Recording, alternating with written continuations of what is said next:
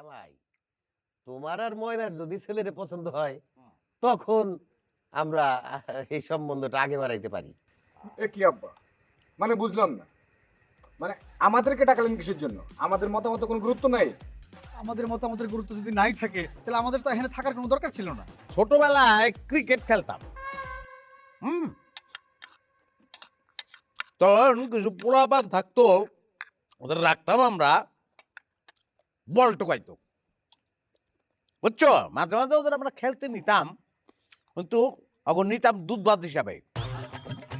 আমার শ্বশুর বাড়িতে তোমরা এখন থেকে দুধ ভাত কি মানা? হ্যাঁ, ঠিক বলছি না? এটা কি আবার কইতে হয় নাকি? এমনি তো বোঝা যায়। কথা একটু সাবধানে কইস ময়না। বাপের বাড়ি তোর খালি একার না, আমরা তিন বোন এখনো জীবিত। শুরু করেন। আরে রাখো, বড় জামাই আসুক। কি ব্যাপার, আসতেছে না কেন হলো? ওই যে আসতেছে। ও, আসো জামাই, হুম, তুমি এই জায়গায় বসো। হ্যাঁ, বসো। তো এই জায়গায় বসবো। হ্যাঁ,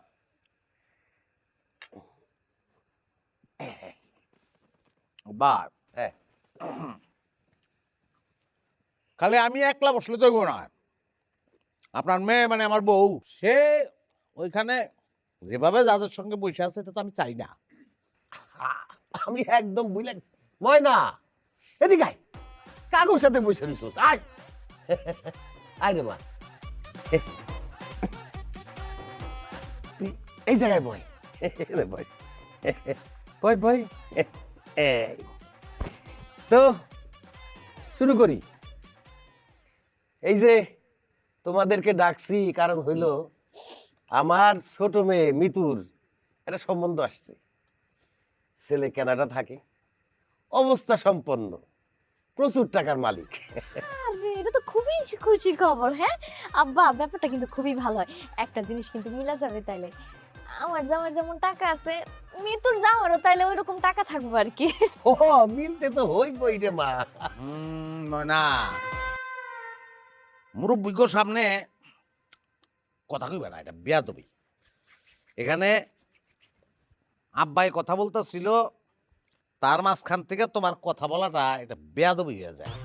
হ্যাঁ, বেয়াদবিটা করা যাবে না। লাইটারটা গেল কই? আরে দূর। আহা মজিদ, কি যে করো না। হ্যাঁ তোমার কতবার কইছি এমনি পকেটের মধ্যে বান্ডিল রাখা দিবা না। দাও তো পয়রা গেছে, খেয়াল করছো? শোনো, যেটা পড়ে গেছে পড়ে গেছে, এক বান্ডেল টাকা পারলে আমার কিছু হয় না। আর এটা তুললা কেন তুমি? রাখো ওই জায়গায়, আলাদা রাখা দিবা। জাগো টাকা নাই, অভাবে আছে, কষ্টে আছে, দান করবা। লাইট একটা নাই। আব্বা আগে বাড়েন। কইতেছিলাম যে ওরা বলছে আগামীকাল সকালে ছেলে তার ভাই ভাবি সহ আসবে। ও, তাদের যদি মিতুরে পছন্দ হয় তাহলে তারা আংটি পরায় দিয়ে যাবে। আর জামাই, তোমার আর ময়নার যদি ছেলেরে পছন্দ হয় তখন আমরা এই সম্বন্ধটা আগে বাড়াইতে পারি। এ কি আব্বা, মানে বুঝলাম না, মানে আমাদেরকে টাকালেন কিসের জন্য? আমাদের মতামত কোনো গুরুত্ব নাই? আমাদের মতামতের গুরুত্ব যদি নাই থাকে তাহলে আমাদের তো এখানে থাকার কোনো দরকার ছিল না। ছোটবেলায় ক্রিকেট খেলতাম,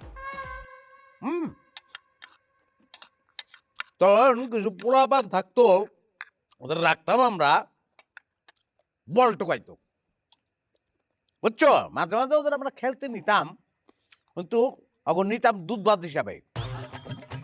আমার শ্বশুর বাড়িতে তোমরা এখন থেকে দুধ ভাত কি মানা? হ্যাঁ, ঠিক বলছি না? এটা কি আবার কইতে হয় নাকি? এমনি তো বোঝা যায়। কথা একটু সাবধানে কইস ময়না। বাপের বাড়ি তোর খালি একার না, আমরা তিন বোন এখনো জীবিত আছি। ও মা, তাই নাকি? হ্যাঁ, দুই পয়সার দাম নাই, দুই পয়সা নাই যার, তার আবার উপস্থিতি আর জীবিত থাকা। কেন সকালের কথা কি তুই ভুইলা গেছস?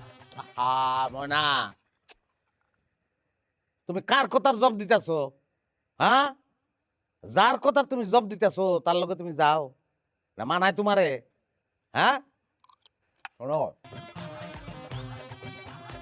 একটা কবিতা আছে, কুকুরের কাজ কুকুর করেছে, কামড় দিয়েছে পায়, তাই বলে কি কুকুরে কামড়ানো মানুষের শোভা পায়? হ্যাঁ, মানুষ আর কুত্তা দুইটা আলাদা জিনিস।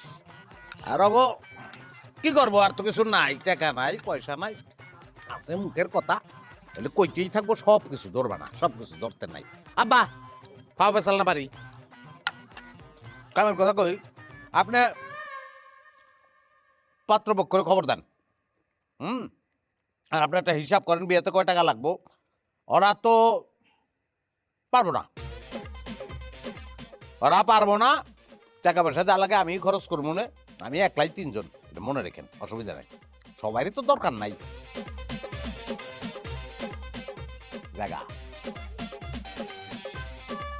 আব্বা শোনেন, এর পরের বার যে কোনো কথাবার্তায় আমাদেরকে ডাইকেন, সবাই ডাইকেন না, তাতে কি হয় পরিবেশটা হুদাই নষ্ট হয়।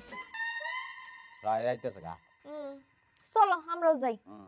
চলে যায় যদি কেউ বাঁধন ছিঁড়ে, খেজুর গান একটা বা, কাঁদিস কেন মন, ভাঙা গড়া এই জীবনে।